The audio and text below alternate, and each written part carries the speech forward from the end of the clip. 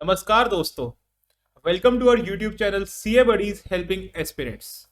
तो आज की वीडियो में हम आपको बताएंगे कि आपको सीए फाइनल ऑडिट की कोचिंग किन टीचर से लेनी चाहिए और लेनी चाहिए भी या नहीं, इसके बारे में भी हम चर्चा करेंगे। तो शुरू करते हैं अपना रिव्यू। तो यार, सबसे पहले मैं आपको बताना चाहूँगा हमारे सबसे पुराने टीचर सीए फाइनल के ऑडिट जो हमें पढ़ा रहे हैं वो है सीए पंकज गर्ग सर। इन सबके क्वेश्चन बैंक्स को हमने रेफर किया होगा अपनी कहीं ना कहीं कोचिंग करते हुए, और इनका नाम जो है सीए इंडस्ट्री में सबसे ज़्यादा पुराना और सबसे ज़्यादा कॉमन नेम है जो हम सबको पता है। अब यार, इनकी कोचिंग में प्रॉब्लम क्या है, जब ये पढ़ाते हैं तो आपको कुछ भी शॉर्ट में करके, आपके नोट्स भी शॉर्ट नहीं होते, पूरी इतनी मोटी बुक होती है और वो आपको पूरा पढ़ाते हैं अच्छे से। और इनकी जो रिवीजन वीडियोस भी है वो भी बहुत कम अवेलेबल हैं यूट्यूब के ऊपर। तो अब क्या होता है, आप इनसे एक बार कोचिंग ले लेते हो और पूरा ऑडिट अच्छे से समझ भी लेते हो, बट एग्जाम के अंदर हमें जो लिखना होता है उसके जो क्रिस्प पॉइंट्स होते हैं वो हमारे पास अवेलेबल नहीं होते। हमारे पास वही डिटेल्ड पूरे पूरे पॉइंट्स अवेलेबल होते हैं, कोई निमोनिक्स अवेलेबल नहीं होते, कोई हमारे पास मेमोरी टेक्निक्स अवेलेबल नहीं होती। तो जिसकी वजह से हमें जब खुद पढ़ने बैठते हैं तो ऐसा लगता है कि हम खुद से ही दोबारा ऑडिट पढ़ रहे हैं और खुद से ही हमें सारी एफर्ट्स दोबारा से करने पड़ते हैं। तो कोचिंग का इतना यूज रहता ही नहीं है। बात आती है अब क्वेश्चन बैंक की। यह क्वेश्चन बैंक इतना मोटा होता है कि हमारे लिए पॉसिबल नहीं है कि हम क्वेश्चन बैंक के हर क्वेश्चन को अच्छे से पढ़ के और अच्छे से याद कर ले उसी की लैंग्वेज में। क्वेश्चन बैंक तो सिर्फ और सिर्फ एक रेफरेंस के लिए होता है कि हमें जानने को मिल जाता है कि हम कैसे क्वेश्चन को प्रेजेंट करेंगे अपने एग्जाम में। तो क्वेश्चन बैंक का सिर्फ रेलेवेंस उतना ही होता है, ऐसा नहीं है कि हम याद ही करने बैठ जाए क्वेश्चन बैंक से हर क्वेश्चन। तो पंकज गर्ग सर का ये था। अब दूसरे टीचर है सीए सार्थक जैन सर। यार, सार्थक जैन सर के आपने देखे होंगे तो ये कहते हैं कि यार मैं चार्ट्स भी प्रोवाइड करता हूँ। सार्थक जैन सर बोलते हैं, सार्थक जैन सर बोलते हैं कि मैं आपको निमोनिक्स भी देता हूँ पढ़ाते हुए। इनकी रिवीजन वीडियोस भी मिल जाएंगी आपको यूट्यूब पे, बहुत सारी, हर एसेज की, हर चैप्टर की। ठीक है। पीछे इन्होंने एक अपना छोटा सा कैप्सूल बैच भी शुरू किया था, जो इन्होंने बोला था मैं 10 दिन में पूरी ऑडिट खत्म करवा रहा हूँ। ये सब इनकी चीजें अवेलेबल हैं, बट मैं आपको ना अपने पर्सनल एक्सपीरियंस से बता रहा हूँ सीए सार्थक जैन सर के अंदर प्रॉब्लम क्या है। ऑडिट अगर 100% है ना तो वो आपको 120% पढ़ाएंगे। सच्ची में वो आपको 120% पढ़ाएंगे। वो आपको एसेज वगैरह जितने भी आपके टॉपिक्स है ना वो आपको घुस के 120% तक की तैयारी करवा देंगे और एकदम डीप में तैयारी करवाएंगे। जब आप इनकी क्लासेस में बैठे होगे ना, आपको ऐसा लगेगा यार मैं ऑडिट का ना एकदम मास्टर बन गया और मेरे को ऑडिट की एकदम डिटेल में हर चीज पता है। ठीक है। अब जब आप उसको सेल्फ स्टडी करने बैठोगे आपको समझ ही नहीं आएगा मैं कट शॉट क्या करूं। आपको लगेगा सब कुछ ही इंपॉर्टेंट है ऑडिट के अंदर। आप सार्थक ज्ञान सर की रिवीजन वीडियो भी सुन के देख लेना यूट्यूब पे, आपको ऐसा लगेगा ही नहीं कि यार इसके अंदर ये वाला टॉपिक इंपॉर्टेंट नहीं है। आपको लगेगा जितना हमारे पास सिलेबस है ये सब कुछ इंपॉर्टेंट है, कभी ना कभी एग्जाम में आया हुआ है, इसलिए हमें सब कुछ ही करके जाना है। तो आप उसको जो कभी भी आप डिडक्ट नहीं कर पाओगे अपने सिलेबस को, और आपको सब कुछ ही पढ़ने के अंदर इतने एफर्ट्स लगेंगे आपकी, वो याद नहीं कर पाओगे आप उस चीज को। आप इनके ना जो इनकी चार्ट बुक है वो उठा के देख लेना, उसके वो भी इतनी ज्यादा डिस्क्रिप्टिव है, इतनी ज्यादा एनहेंस्ड है इनकी चार्ट बुक। उसके अंदर बस ना शॉर्ट में किया हुआ है चीजें, कि कोई बड़ा वर्ड है तो उसको शॉर्ट में लिख दिया या उसको निमोनिक फॉर्म में लिख दिया ताकि वो एक कंसाइज फॉर्म में एक जगह आपको मिल सके।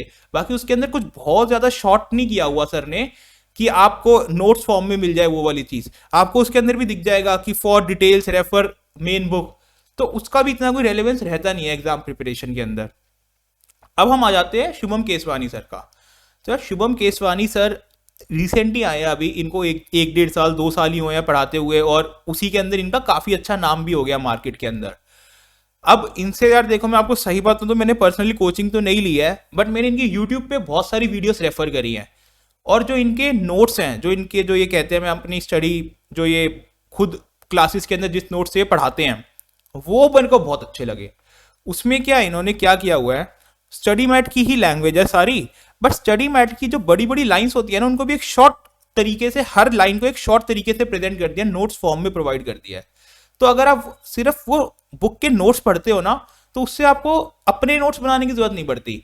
आप सिर्फ और सिर्फ उन नोट्स को रेफर करो, उनको आप 2-3 बार करो, और एक चैप्टर को मान लो आप 5 से 6 या 10 पेज में अगर कंसाइज किया हुआ है शुभम केसवानी सर ने, और लकीली आपको वो वाली उस चैप्टर की वीडियो यूट्यूब पे मिल जाती है, अगर चाहे इनकी ना भी मिले आपको किसी और टीचर की मिल जाती है, तो आपके बट वो जो नोट्स है ना वो बहुत अच्छे आपको काम करेंगे। तो शुभम केसवानी सर से मैं कहूंगा आप कोचिंग भी ले सकते हैं, इनका फास्ट ट्रैक बैच भी ले सकते हैं ताकि आपको ये पढ़ा भी दें और सिर्फ नोट्स की मदद से आप सेल्फ स्टडी भी कर सकते हैं।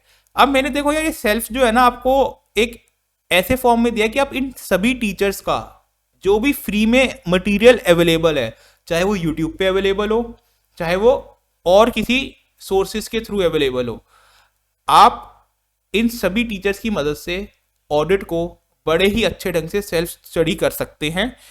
इसके लिए हमने एक वीडियो भी बनाई है जिसका मैं आपको लिंक डिस्क्रिप्शन में प्रोवाइड कर दूंगा कि आपको किस चैप्टर के लिए किस टीचर की वीडियो रेफर करनी है और नोट्स रेफर करने हैं।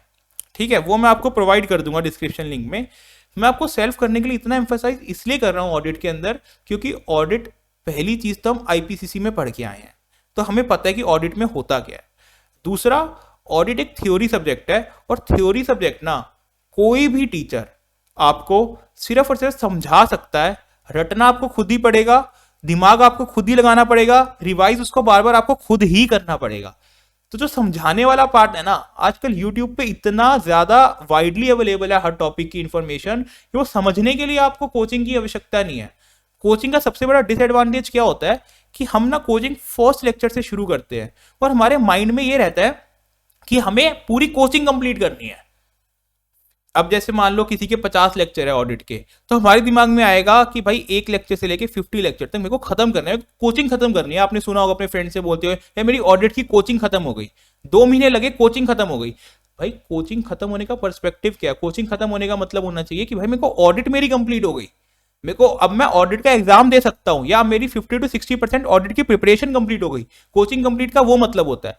आप यूट्यूब के थ्रू पढ़ोगे या आप सेल्फ स्टडी करोगे ना, तो आपको ये होगा कि अगर मेरी ऑडिट के अंदर मैंने 4 चैप्टर कर लिए तो वो 4 चैप्टर के मैं क्वेश्चन सॉल्व कर सकता हूं, मेरे 4 चैप्टर कंप्लीटली हो गए हैं। कोचिंग आप ले लोगे किसी टीचर की, आप उन 4 चैप्टर की वीडियो देख लोगे, आपको लगेगा कि मेरी कोचिंग कंप्लीट हो गई, अब मैं उसको सेल्फ स्टडी दोबारा से करने बैठूंगा, तो वो डबल टाइम वेस्ट हो जाता है। तो आई वुड सजेस्ट कि आप खुद से पढ़े थ्योरी सब्जेक्ट, और अगर आप कोचिंग लेते भी हैं तब भी मैं कहूंगा कि आपको रियलाइज होगा 1 या 2 महीने कोचिंग लेने के बाद कि आपने वो सेल्फ ही किया है। तो आई वुड सजेस्ट वो अपने 2 महीने बचाओ और सेल्फ ही करो। बाकी आपको और कुछ भी ऑडिट से रिलेटेड या किसी और सब्जेक्ट से रिलेटेड कुछ भी आपको क्वेरीज हो तो आप हमें मेल कर सकते हैं। और अगर आपको ये वीडियोस अच्छी लग रही है, पसंद आ रही है, तो प्लीज अपने दोस्तों के साथ ये वीडियो जरूर शेयर करें और चैनल को सब्सक्राइब करें और कमेंट्स करके बताएं कि आप हमसे और क्या चाह रहे हैं इस चैनल के थ्रू। All the best students, all the best, bye bye.